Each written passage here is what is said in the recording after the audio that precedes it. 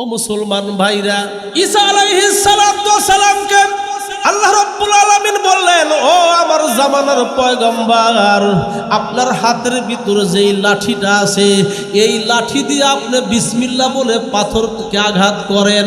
আল্লাহর নবী ঈসা আলাইহিস সালাতু ওয়াস সালাম বিসমিল্লাহ বলে যখন পাথরের গায়ের ভিতরে আঘাত করলেন, সঙ্গে সঙ্গে ওই বিশাল আকারের সাদা দবদবে পাথর দুই খণ্ড হইয়া গেল।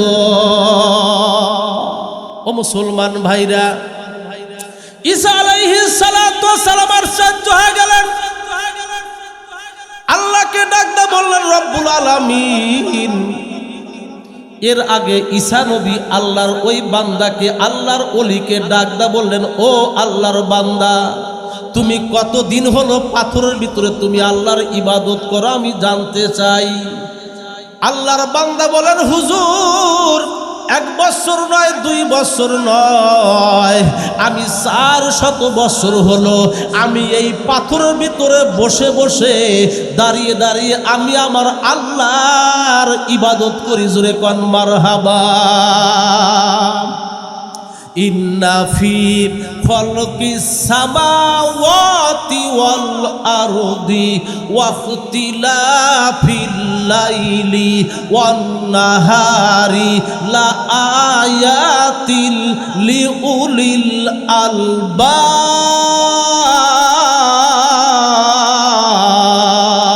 আল্লাহু আকবার। ও মুসলমান ভাইরা, তাই তো আল্লাহ রাব্বুল আলামিন কুরআন পাঠাইছেন গবেষণা করার জন্য। আসমান জমিনকে নিয়ে আমাকে আপনাকে গবেষণা করতে হবে। আল্লাহ রাব্বুল আলামিন বলেন, অবশ্যই আমি আল্লাহ রাব্বুল আলামিন রাত আর দিন পরিবর্তনের জন্য, রাত আর দিন আমি আল্লাহ রাব্বুল আলামিন পরিবর্তন করে রাখছি। শীতের দিনে রাত বড়, গরমের দিনের রাত ছোট, নাকি? ঠিক আছে তো?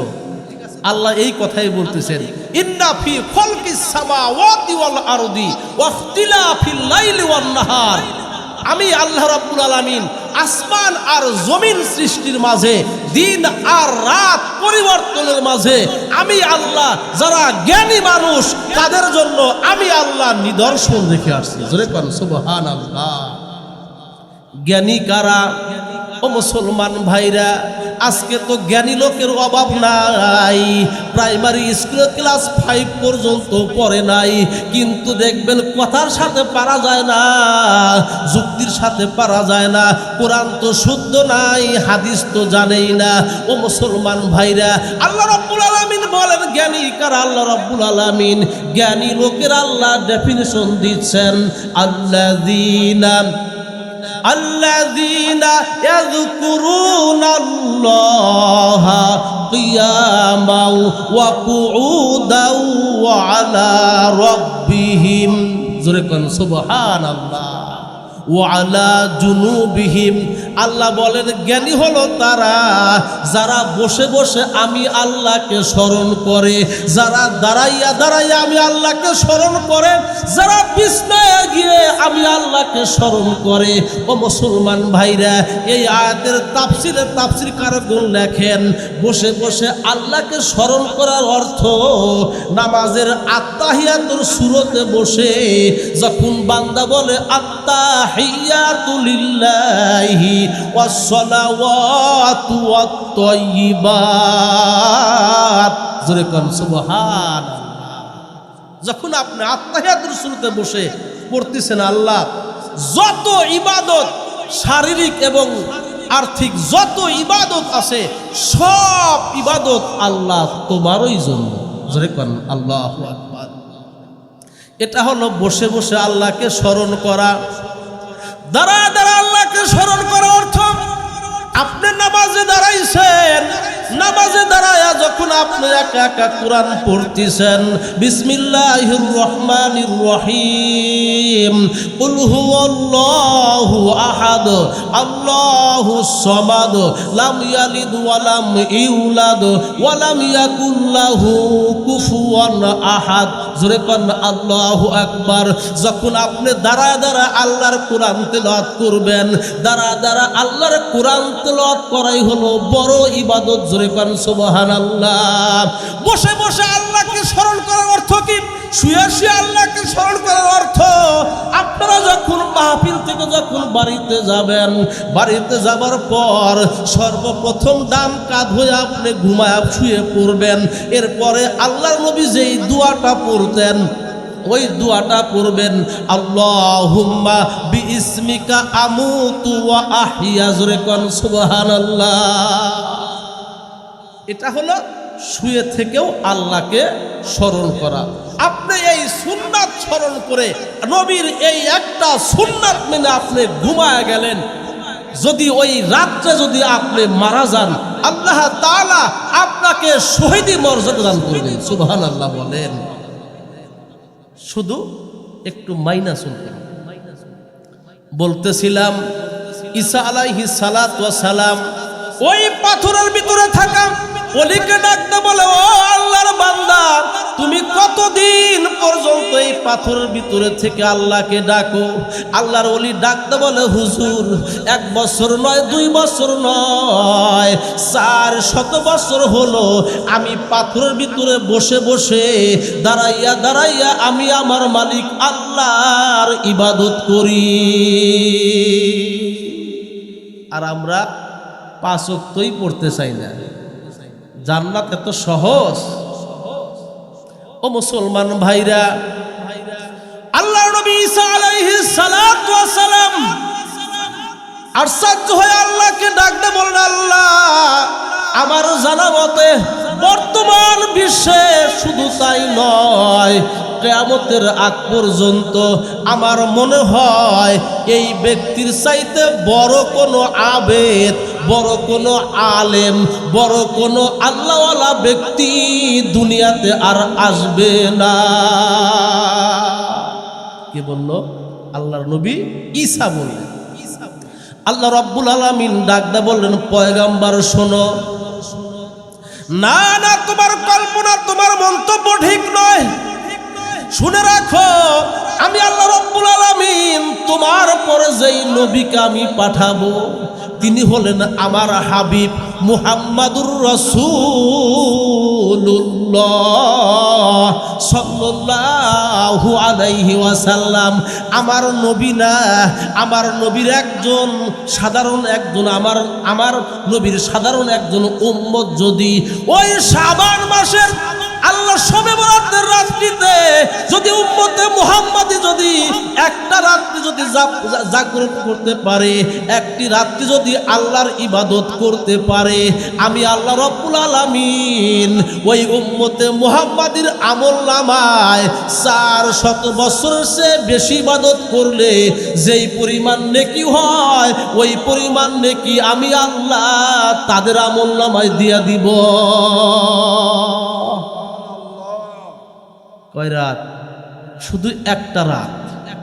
একটা রাত ইবাদত করলে আল্লাহ রাব্বুল আলামিন আমাদেরকে 400 বছর নফল ইবাদত করলে যেই সওয়াব পাওয়া যায়, এই পরিমাণ সওয়াব ফেরেশতারা আমাদের আমলনামায় লিখে দিবেন। কিন্তু শর্ত আছে 2টা। কথা বলেন, কয়টা? 2টা। কোন আল্লাহর বান্দা সারা রাত দাঁড়াইয়া দাঁড়াইয়া কোরআন তেলাওয়াত করবে, বসে বসে কোরআন তেলাওয়াত করবে, বসে বসে তাসবিহ পাঠ করবে, বসে বসে 1000বার দরুদ শরীফ পাঠ করবে, কিন্তু তার আমলনামায় একটা নেকিও লেখা হবে না। এই জন্য আমল করতে হবে যাই না শুই না। 2টা খারাপ অভ্যাস, এই 2টা কাজ যদি আমার আপনার ভিতরে থাকে, আমার কোরআন তেলাওয়াত আল্লাহ কবুল করবেন না, আমার তাসবিহ আল্লাহ কবুল করবেন না, আমার নফল আল্লাহ কবুল করবেন না, আমার জিকির আল্লাহ কবুল করবেন না। 1 নাম্বার হলো শিরিক। কোনোদিন শিরিক করা যাবে না। সব কথার এক কথা, শিরিক যতই আপনি ইবাদত করেন, যতই হজ করেন, যাকাত দেন, যাই করেন, যদি কেউ কোনো ব্যক্তি যদি শিরিক গুনাহ করে তার কোনো একটা আমল আল্লাহর দরবারে গৃহীত হবে না। আল্লাহ বলেন লোকমান হাকিম তার সন্তানকে 1 নাম্বার উপদেশ দিয়েছিলেন। দেখেন কি উপদেশ, আমরা আমাদের সন্তানকে কি উপদেশ দেই, বাবা 5 বছর তোকে 10 বছর লেখাপড়া করতে হবে, ডিগ্রি নেওয়ার পর তোকে ইঞ্জিনিয়ার হওয়া লাগবো, তোকে ডাক্তার হওয়া লাগবো, বিদেশ গিয়ে লক্ষ লক্ষ কোটি কোটি টাকা ইনকাম করা লাগবে, আর্মি সেনাবাহিনীর চাকরি তোমার নেওয়া লাগবে। এই তো আমাদের অভ্যাস। লোকমান হাকিম কি বলে, সন্তানকে ডাকতে বলে ইয়া বুনাইয়া লা তুশরিক বিল্লাহ ইন্নাশ শিরকা লা যুলমুন আযীম। আল্লাহ বলেন ইয়া বুনাইয়া, হে আমার আদরের বৎস। লোকমান হাকিম ডাকতে বলেন হে আমার আদরের বৎস, আমার সন্তান, লা তুশরিক বিল্লাহ, আল্লাহর সাথে কাউকে তুমি শিরিক করবা না, অংশীদার স্থাপন করবে না। রিজিকের মালিক কে? কথা বলেন কে? সম্মান দেওয়ার মালিক কে? সমস্ত ক্ষমতার মালিক কে? সব কিছুর মালিক হলো আল্লাহ। আমার মালিক আল্লাহর প্রতি ভালোবাসা রাখতে হবে, আল্লাহর সাথে কাউকে শরীক করা যাবে না। ও মুসলমান ভাইরা, একটা হলো শিরিক ফিজাত, একটা হলো আল্লাহর সিফাতের ভিতরে শিরিক করা। কেমন? আমার আল্লাহ যেমন আমাদেরকে এখন দেখতেছেন না, সারা পৃথিবীতে কি হচ্ছে সব কিছু আল্লাহ তাআলা দেখেন, শোনেন সব সময়। এটা হলো আল্লাহ তাআলার গুণ, এটা আল্লাহর পাওয়ার। জোরে কোন সুবহানাল্লাহ। এখন যদি আমি কোন পীরের মুরিদ হই, যদি আমার ভিতরে ঈমান এই বিশ্বাস থাকে যে আমি এখানে ওয়াজ করতেছি, আমরা এখানে কোরআনের মাহফিলে বসেছি, আমার পীর সাহেব তার দরবার থেকে আমাদেরকে দেখতেছেন, জোরে কোন নাউজুবিল্লাহ, তাহলে এটাই কিন্তু শিরিক। মুসলমান ভাইরা, সন্তান দেওয়ার মালিক আল্লাহ, রোগ থেকে ভালো করার মালিক হলো আল্লাহ। এখন যদি কোনো ব্যক্তি বলে তুমি কত জায়গায় তুমি দৌড়াইলা, তোমার তো কোনো সন্তান হয় না, তুমি অমুক জায়গায় গিয়ে তুমি মাজারে গিয়ে আল্লাহর কাছে সন্তান চাও।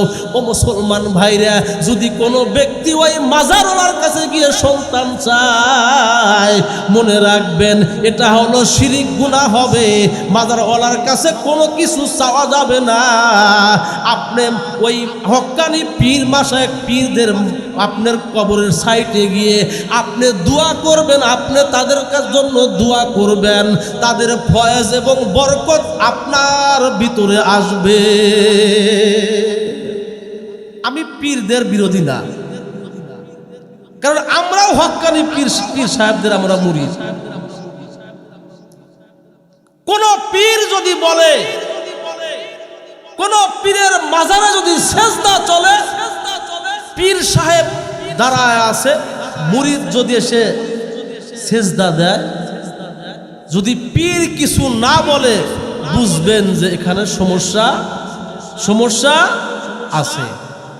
ও মুসলমান ভাইরা, আল্লাহ নবীর সাহাবীরা, আল্লাহ নবীর সাহাবীর সাথে আল্লাহর হাবিব মুহাম্মদুর রাসূলুল্লাহ সাল্লাল্লাহু আলাইহি ওয়াসাল্লাম চলতেছেন। চলতে চলতে একটা উট সামনে দাঁড়া গেল। আল্লাহর নবীকে ডাকতে বলে ইয়া রাসূলুল্লাহ, ইয়া হাবিবাল্লাহ, হুজুর আপনি শুধু মানুষের নবী নয়, আপনি শুধু জিনদের নবী নয়, আপনি সমস্ত 18,000 মাখলুকাতের আপনি নবী। আমি হলাম একটা উট। ইয়া রাসূলুল্লাহ, আমার মালিকের বিরুদ্ধে একটা আমি অবজেকশন দেই। আমার মালিক আমাকে সব সময় খাটায়, কিন্তু আমার মালিক আমাকে পেট ভরে খাবার দেয় না। সাহাবীরা আশ্চর্য হয়ে গেলেন, নবীর সাথে উট কথা বলে। সুবহানাল্লাহ। ও মুসলমান ভাইরা, কিতাবের ভিতরে আসছে, সাহাবায়ে কেরাম বলেন, ইয়া রাসূলুল্লাহ, ইয়া হাবিবাল্লাহ, হুজুর, ওই কিসরা পারস্য রাষ্ট্রপ্রধানরা যখন রাস্তায় বের হয়, তাদের অনুসারীরা তাদের সেজদা করে। হুজুর, আপনি তো আমাদের নবী, আপনাকে আমরা ভালোবাসি, আপনার মতো একটা মানুষ এই আরব দেশেতে নাই। হুজুর, আপনি যদি অনুমতি দেন, আমরা আপনার পায়ে আমরা সেজদা করব। জোরে কোন নাউজুবিল্লাহ। ও মুসলমান ভাইরা, আল্লাহর হাবিব মুহাম্মদুর রাসূলুল্লাহ ডাক দেয়, শোনো, আমার আল্লাহ রব্বুল আলামিনের একমাত্র আল্লাহর কুদরতি পায়ে সেজদা করতে হবে। আল্লাহ ছাড়া যদি কাউকে সেজদা করা জায়েজ থাকতো, তাহলে আল্লাহ রব্বুল আলামিন প্রত্যেকটা স্ত্রীকে তার স্বামীকে সেজদা করার নির্দেশ দিতেন। জোরে কোন সুবহানাল্লাহ। ও মুসলমান ভাইরা, আমি আপনাদের একটা তথ্য দিচ্ছি ভাইজান, আমাদের এই হাত বলেন, পা বলেন, সব জায়গায় কিন্তু শরীরে লোম আছে। এই যে আমার আপনার সামনে এই কপালটা, কপালের ভিতরে কপালে কিন্তু একটা লোম খুঁজা পাওয়া যাবে না। আছে? যদি মানুষ কালো হয়, তারপরে এখানে পরিষ্কার। কথা বলেন ঠিক কিনা? আল্লামা কামালউদ্দিন দারিমি রহমাতুল্লাহ আলাইহি হায়াতুল হায়ান নামক কিতাবের ভিতরে লেখেন, ও বান্দারা শোনো, গরুর কপালে তোমার পশম গজায়, মহিষের কপালে পশম আছে, বিড়ালের কপালে পশম আছে, কুকুরের কপালে পশম আছে, হাতির কপালে পশম আছে, কিন্তু বান্দা তোমাদের কপালে কি জন্য পশম দেন নাই আল্লাহ? আল্লাহ রব্বুল আলামিন এই কপাল দিয়ে একমাত্র আল্লাহকে সেজদা করতে হবে, আল্লাহ ছাড়া কারো কাছে মাথা নত করা যাবে না। এই জন্য আল্লাহ রাব্বুল আলামিন আমাদের এই কপালের উপরে কোনো একটা লোম দান করেন না। এই কপাল দিয়ে সেজদা করব একমাত্র আল্লাহকে। কাকে? কথা বলেন, আল্লাহকে। বলতেছিলাম, শবে বরাতের রাত্রি ইবাদত করবেন, একবার নাম্বার শিরিক করে থাকলে আপনি আগে তওবা করবেন। আল্লাহ, আমি না বুঝা আমি শিরিক করেছিলাম, আল্লাহ তুমি আমারে মাফ করে দাও। আল্লাহর কাছে তওবা করবেন, আল্লাহ মাফ করবেন। 2 নাম্বার, হিংসা বিদ্বেষ এই কলবের ভিতরে রাখা যাবে না। হিংসা বিদ্বেষ নিয়ে আপনি নামাজে দাঁড়াবেন, হিংসা বিদ্বেষ নিয়ে আপনি সেজদা করবেন, হিংসা বিদ্বেষ নিয়ে আপনি আল্লাহকে ডাকবেন। এই আল্লাহর নামের ডাক আসমান বেদ করে আরশে আজিমে কোনো দিন পৌঁছবে না। এই 2টা দোষ যদি আমার আপনার ভিতরে না থাকে, তাহলে আল্লাহ রাব্বুল আলামিন আমার আপনার ইবাদত আল্লাহ কবুল করবেন। জোরে কোন সুবহানাল্লাহ। ও মুসলমান ভাইরা, আমি আপনাদের সামনে মানব জাতির মহা সংবিধান পবিত্র কুরআনুল কারীমের একটা আয়াতে কারিমা আমি আপনাদের সামনে তেলাওয়াত করেছি। সকলে পড়ুন, বিসমিল্লাহির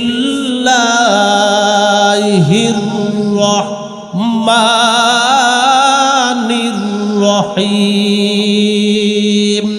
ওয়ামান আ'রাদা আন যিকরি ফাইন্না লাহু মাঈশাতান দনকা। জোরে কোন আল্লাহু আকবার। মুসলমান ভাইরা, এই আয়াতে কারিমার ভিতরে আল্লাহ বলেন, ওমান আ'রাদা আন যিকরি, যারা আমার জিকির থেকে যারা বিমুখ হবে, যারা আমার স্মরণ থেকে যারা মুখ ফিরায় নিবে, ফাইন্না লাহু মাঈশাতান দনকা, আমি আল্লাহ রব্বুল আলামিন তাদের জীবন যাপন আমি আল্লাহ সংকীর্ণ করে দিব। জোরে কোন নাউজুবিল্লাহ। কি? তাদের জীবন যাপন চলাফেরা একবারে সংকীর্ণ করে দিবেন কে? আল্লাহ। এখন জিকির অর্থ কি? জিকিরের ব্যাপক অর্থ, আপনার জিকিরের মেইন হলো 5টা অর্থ। জিকির অর্থ কয়টা? 5টি। 1 নাম্বার জিকির অর্থ আল্লাহকে স্মরণ করা। কাকে কথা বলেন? হর হালাতে দমে দমে আল্লাহকে স্মরণ করা, এটা হলো জিকিরের 1 নাম্বার অর্থ। আল্লাহ বলেন ফাযকুরুনি আযকুরকুম ওয়াশকুরুলি ওয়ালা তাকফুরুন। আল্লাহু আকবার বলেন। 1 নাম্বার জিকিরের অর্থ আল্লাহকে স্মরণ করা। আল্লাহ বলেন বান্দা তোমরা আমি আল্লাহকে স্মরণ করো, আমি আল্লাহ তোমাদেরকে স্মরণ করব। 1 নাম্বার জিকিরের অর্থ স্মরণ করা, আল্লাহকে ইয়াদ করা। 2 নাম্বার জিকিরের অর্থ হলো কোরআন। 2 নাম্বার কি? কোরআন। জিকিরের 2 নাম্বার অর্থ হলো কোরআন। আল্লাহ রাব্বুল আলামিন বলেন ইন্না নাহনু নাযালনা যিকরা ওয়া ইন্না লাহু লাহাফিজুন। আল্লাহু আকবার বলেন। আল্লাহ বলেন আমি আল্লাহ কোরআন নাজিল করেছি, এই কোরআন সংরক্ষণের দায়িত্ব আমি আল্লাহ নিয়ে নিলাম। তাহলে জিকিরের 1 নাম্বার অর্থ স্মরণ করা আল্লাহকে। 2 নাম্বার জিকিরের অর্থ হলো আল কোরআন। কি কথা বলেন? কোরআন। 3 নাম্বার জিকিরের অর্থ হলো উপদেশ। কি? উপদেশ। আল্লাহ তাআলা বলেন ফাযাক্কির ফাযাক্কির ফাইন্নায যিকরা তানফাউল মুমিনিন। আল্লাহ বলেন হে আমার হাবিব আপনি আপনার উম্মতদেরকে আপনি উপদেশ দিতে থাকুন। জোরে কোন সুবহানাল্লাহ। তাহলে জিকিরের 3 নাম্বার অর্থ হলো উপদেশ। আল্লাহ বলেন হাবিব আপনার উম্মতদেরকে আপনি উপদেশ করতে থাকুন, কেননা মুমিনদেরকে উপদেশ দিলে তাদের ঈমানের পাওয়ার বাড়ে, তাদের উপকার হয়। জোরে কোন সুবহানাল্লাহ। 4 নাম্বার জিকিরের 4 নাম্বার অর্থ হলো 4 নাম্বার অর্থ হলো ইসলাম অনুযায়ী, শরীয়ত অনুযায়ী। 4 নাম্বার জিকিরের অর্থ হলো আল্লাহর আইন। কি কথা বলেন? আল্লাহর আইন। জিকিরের 4 নাম্বার অর্থ হলো আল্লাহর আইন। এটা কিন্তু আমার বানানো কথা না। আল্লাহ রাব্বুল আলামিন সূরা কাহফের ভিতরে আল্লাহ রাব্বুল আলামিন বলেন বিসমিল্লাহির রহমানির রহিম ওয়া মান আ'রাযা আন যিকরি ফাইন্না লাহু মাঈশাতান দনকা। আল্লাহ বলেন যারা আমার কোরআন থেকে মুখ ফিরিয়ে নেবে, যারা আমার আইন থেকে, ইসলামী আইন থেকে যারা মুখ ফিরিয়ে নেবে, ইসলামী আইন যারা ভালোবাসে না, ইসলামী আইন যারা মানে না, যারা ইসলামী আইনকে যারা অবজ্ঞা করবে, আল্লাহ রাব্বুল আলামিন বলেন ফাইন্না লাহু মাঈশাতান দনকা। আমি আল্লাহ রাব্বুল আলামিন দুনিয়ার জীবনে তাদের জীবন যাপন করা আমি আল্লাহ সংকীর্ণ করে দিব। দুনিয়াতে শান্তি বলতে কিছু পাবে না। 5 নাম্বার জিকিরের অর্থ হলো নামাজ। কি কথা বলেন? জিকিরের অর্থ হলো 5 নাম্বার অর্থ হলো নামাজ। আল্লাহ রাব্বুল আলামিন বলেন, আল্লাহ রাব্বুল আলামিন বলেন ইন্নাস সালাতা তানহা আনিল ফাহশাই ওয়াল মুনকার ওয়ালা যিকরুল্লাহি আকবার। আল্লাহ বলেন অবশ্যই নামাজ মানুষকে অন্যায় অশ্লীল কাজ থেকে নামাজ বিরত রাখে। আর এই আল্লাহর স্মরণ নামাজটা হলো সবচাইতে বড় জিকির। জোরে কোন সুবহানাল্লাহ। কেন? অপরাধ আল্লাহ রাব্বুল আলামিন বলেন বিসমিল্লাহির রহমানির রহিম ইয়া আইয়ুহাল্লাযীনা আমানুস্তাঈনু বিস-সাবরি ওয়াস-সালাহ ইন্নাল্লাহা মা'আস-সাবিরিন।